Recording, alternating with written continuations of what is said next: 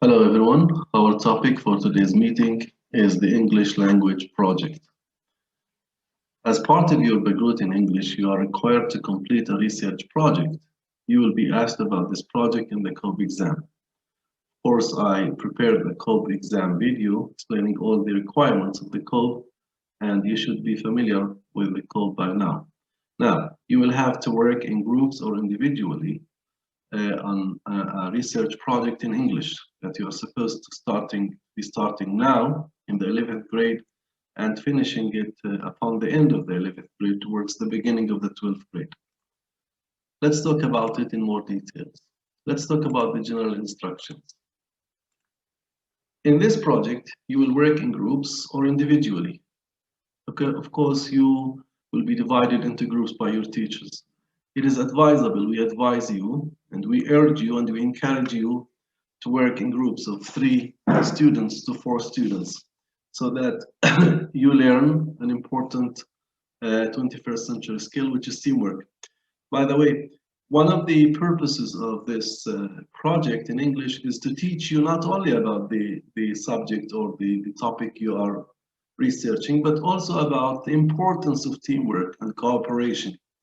So that's why I advise you and urge you to work on this project in groups.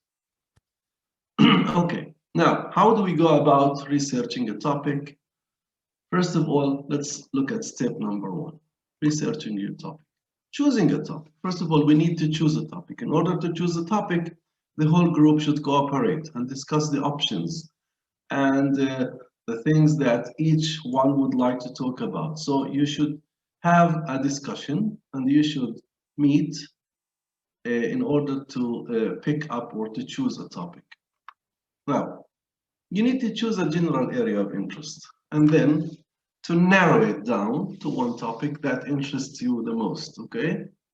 There's a big area of interest. In order to make it a productive and a fruitful and an effective project, you need to narrow it, okay?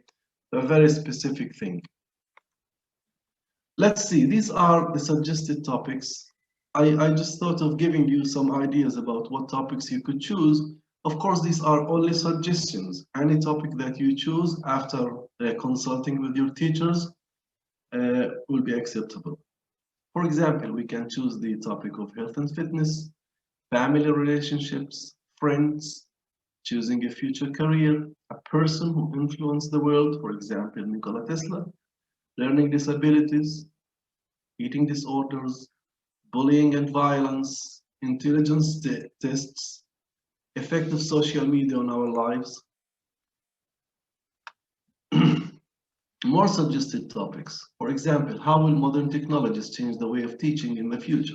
Okay, this is very actual, by the way. Or do violent video games make kids angry and cruel? Or are bilingual people smarter? People who speak 2 or more languages, are they smarter than people who are monolingual, who speak only 1 language? Okay. How is modern technology changing our lives? This is also one of these topics if you don't agree on it as a group. Okay, so I'd like to mention that it is very important that our topic of research is authentic.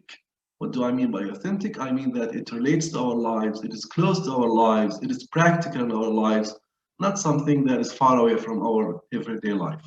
Okay. All right, now researching your topic. Okay, where could I find the information for my topic? Okay, you can find it in the internet. Magazines, newspapers, encyclopedias, of course, books, interviews, okay? Researching your topic again, the third step. You are not allowed to copy other people's work, okay? You find an article in the internet and you think it's very appropriate and relevant to the project you are researching, you cannot simply copy and paste. You are not allowed to copy other people's work.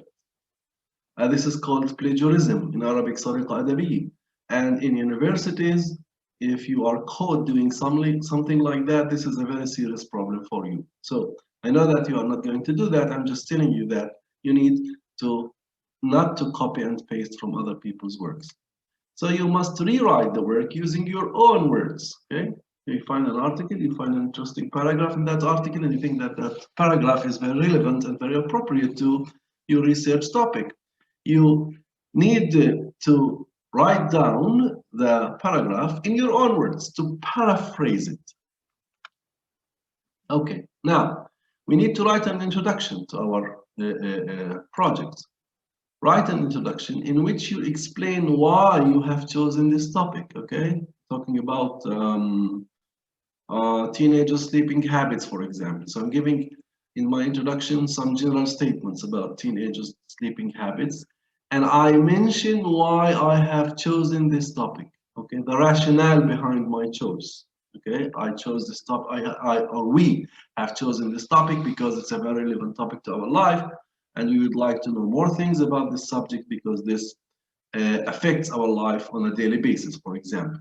Now, it's a paragraph, the introduction, that introduces the topic question, and you have to write the topic question, the reason for choosing it, all in your own words. So you have to say the topic question, what we are trying to investigate, what we are trying to find out, okay?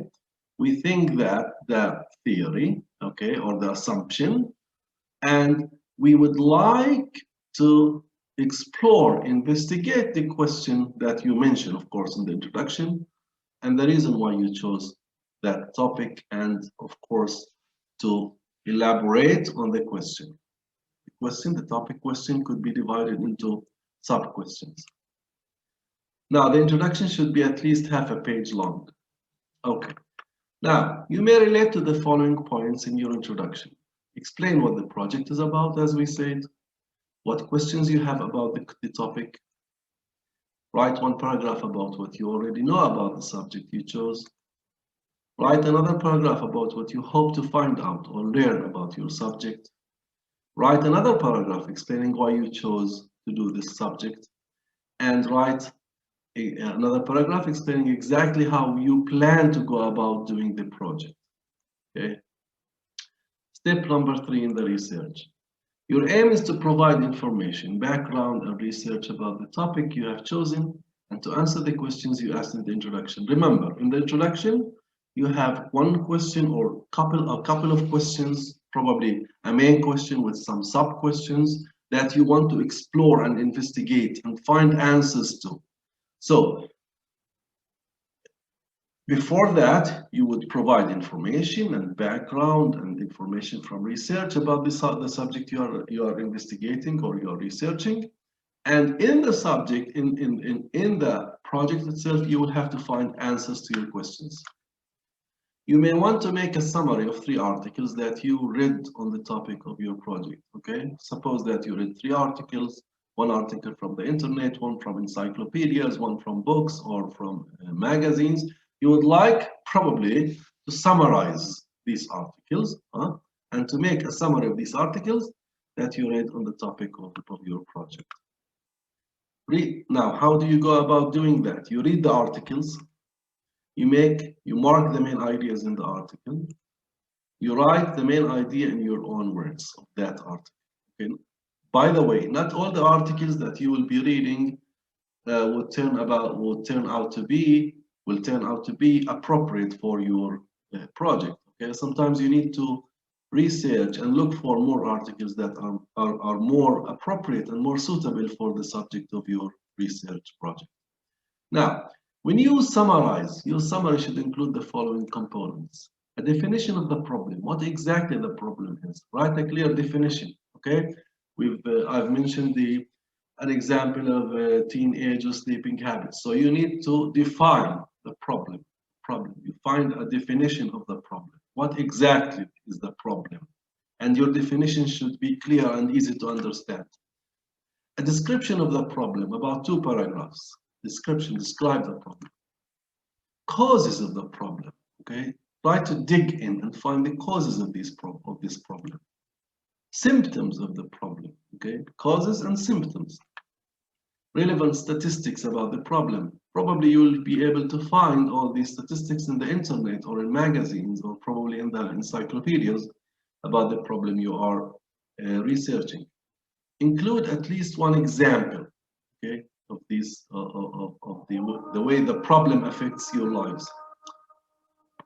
Step 4, closing, conclusion and reflections. Okay, write a conclusion and reflection on your own project in a form of a composition. Okay, when you come to the end of your composition, of your project, you would like to write a conclusion. Okay, okay. Now the conclusion should also, at the end of the conclusion, there should be a reflection, okay, about the project. Write it as a composition. We can take advantage of this to practice for Module G as well, because in Module G we need to write 120 to 140 words. So this is a good chance to practice writing as well, and also to come up with a conclusion of our project. The conclusion, it's a paragraph that summarizes your work and presents your conclusions in your own words, answering your research question or questions or main question and sub-questions, okay?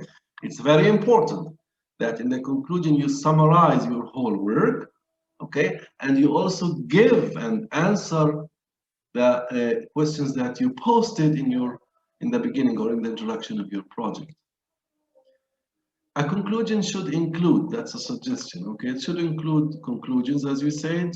Your opinion, of course, must be there. What do you think about the whole thing? What you have learned about your topic and how this has changed or influenced your way of thinking, okay? I could say, for example, I learned so many new things that I didn't know before about teenager sleeping habits, for example, 1, 2, 3. And all this new knowledge would probably have an effect on the way I am going to change probably my sleeping behavior or something like that, okay? What can be done about this problem? Include possible treatments and solutions, okay, and or solutions, okay? Usually in a good research, we try to give solutions at the end or treatments for the problem we are discussing. Okay, reflection. At the end of the project, there needs to be a reflection part. Now, if you are working in a group, okay, of course, which is very advisable, you need to give a group of 3, for example. Say you are a group of 3 or 4, you need to give 3 or 4 reflections. Each and every one of you should give his or her own reflection. It's not something that you do together. It's something that each one does. Okay, so if you are 3, there should be 3 reflections. Reflection, your name, reflection, your name, reflection, your name. Okay, so in the reflection, answer questions of the project which show that what you have learned. For example, what you liked best about working on this project, why? One of you could say, you know what, one of the things that are related to the most in this project is the teamwork and the spirit of the teamwork. Okay, the way we worked as a team, and we came up, we divided the work equally.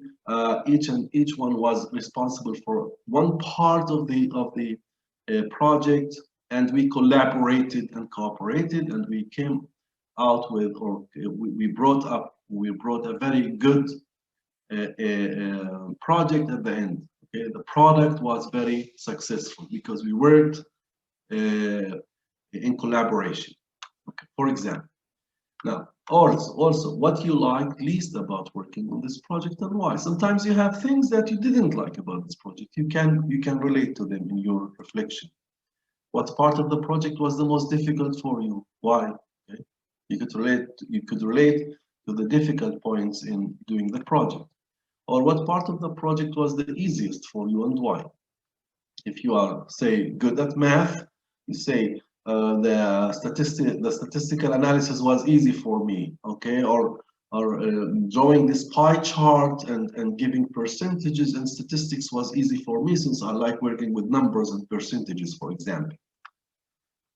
In what areas you think that doing this project has helped your English improve? Now, this is very important. You should relate to this. Did it help you in improving your English? How? Reading, writing, spelling, vocabulary, speaking, okay? Now, these are the important points I wanted to mention. There's another thing that is important here, of course, which is the bibliography. Of course, you will need to provide a bibliography at the end, okay? Now, write a bibliography page which includes the names of your sources as well as a list of internet sites you have used in alphabetical order. This is very, very important. Okay, any academic work should include a bibliography, and this is an academic work. Okay, think of yourselves as university students, not high school students. You are practicing to do that. All right. Finally, your project should include the following components. Okay, these are the final components that should appear in your project. An attractive cover page. Okay, a good cover page that attracts the eyes of the readers. Table of contents, of course. Research in your project, the first step. The second step, the introduction. Then the third, research tools, a questionnaire or interview. Now, I have made it clear that I'm not accepting any researches, any projects that do not use a research tool, either a questionnaire or an interview. You need to choose one of these things, a questionnaire or an interview with a person, with an expert, with a scientist, I don't know, that relates to the subject of your choice. If you don't have these two, one of these two research tools, I'm not going to accept the project. Step 4, closing, conclusion, and reflections. Step 5, bibliography. Now, throughout the whole thing, you need to pay attention to grammar, spelling, paragraphs, and punctuation. All right, I hope that this lesson was very clear to you.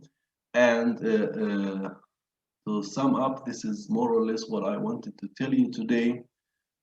This brings our meeting to an end. I wish you all good health.